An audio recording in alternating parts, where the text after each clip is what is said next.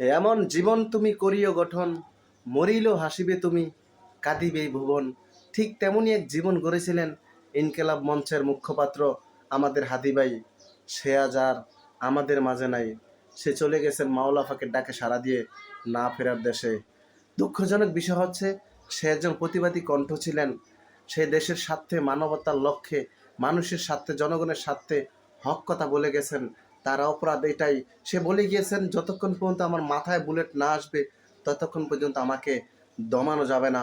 এবং আরেকটা কথা বলে দিয়ে গেছিলেন যে আমার কোনো সিকিউরিটির দরকার নাই, শুধু একটা কথাই বলি, যদি কেউ আমাকে গুলি করে তার বিচার এই বাংলার জমিনে করে দিবেন, করে দিবেন, করে দিবেন। আমি আলামিন চাঁদপুর এবং সারা বাংলাদেশের তৌহিদি জনতার পক্ষ নিয়ে বলতেছি যে হাদি ভাইকে যারা খুন করেছে তাদের বিচারে বাংলার জমিনে হতেই হবে, হতেই হবে। এবং আল্লাহ তালার কাছে আমরা সবাই দোয়া করব যে আল্লাহ তালা হাদি ভাইকে মাফ করে দেন, তার কবরকে জান্নাতের উচ্চ মাকাম দান করেন। যারা হাদি ভাইকে ভালোবাসেন, দেশ প্রেমিক যারা, তারা সবাই ভিডিওটি বেশি করে শেয়ার করে দেবেন ইনশাআল্লাহ।